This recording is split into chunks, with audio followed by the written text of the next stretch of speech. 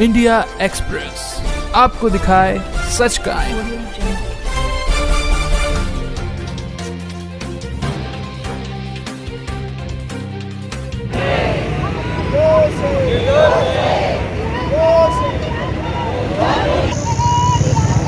बापूजी को न्याय करो।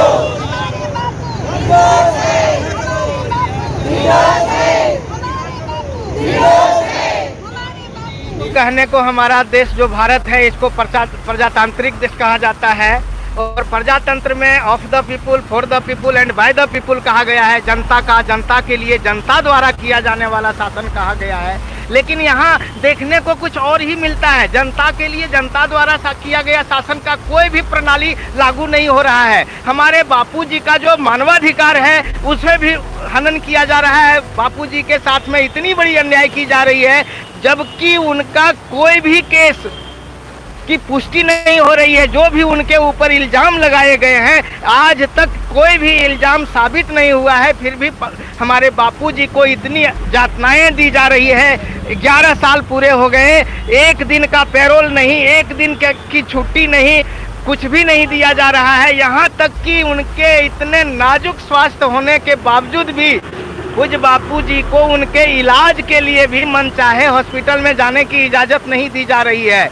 इसको तो हम कहेंगे कि हमारे देश में कौन सा शासन चल रहा है? हिटलर मुसोलिनी का शासन चल रहा है या कौन से दबंग शासन है जिसमें एक भारतीय नागरिक को जिनका कोई अपराध सिद्ध नहीं हुआ है उनको एक दिन की भी राहत नहीं दी जा रही है, उनकी इलाज की भी राहत नहीं दी जा रही है। इसलिए आज हम लोग यहाँ कलेक्टरालय में उपस्थित हो रहे हैं और ये ज्ञापन देने के लिए यहाँ उपस्थित हो रहे हैं कि हमारे बापूजी के साथ में जो इतनी अन्याय हो रही है ये अब अपने चरम सीमा पर पहुंच गया है। बापूजी की स्वास्थ्य बहुत नाजुक है, इसलिए उनके साथ में मानवोचित व्यवहार किया जाए, उनको इलाज के लिए उनको पैरोल की व्यवस्था की जाए, उनको पैरोल दिया जाए।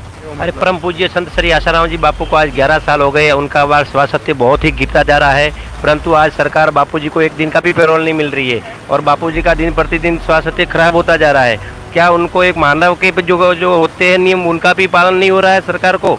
तो हम सभी साधकों का यही है कि हम कलेक्टर ऑफिस से आज आवेदन पत्र देना आए हैं कि हमारे बापूजी को जल्दी से जल्दी रिहा किया जाए, जिनको उनको स्वास्थ्य के लिए दवाइयों को भी मिले और बापू पैरोल के लिए भी बाहर आ जाए। आसाराम जी बापू ने इस देश के लिए बहुत कुछ किया है, बाल संस्कार चलाए हैं, महिलाओं का विकास किया है, अच्छे संस्कार दिए हैं। ये भारत की भूमि है, यहाँ कोई राक्षसों की भूमि नहीं है, देवताओं की भूमि है, संतों की भूमि है और संतों का इतना घोर अपमान हो रहा है बिना किसी कसूर के, बिना किसी गुनाह के।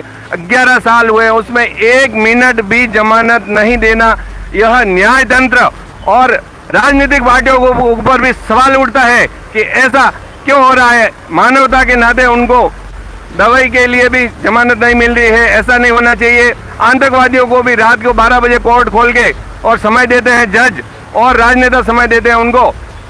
संत महात्माओं को जो देश का धड़कन है, जो देश में संस्कार देते हैं, संस्कार के बिना कुछ भी नहीं है, उनको ऐसी सजा दे रहे, ऐसे त्रास दे रहे। कहाँ गए मानवता वाले?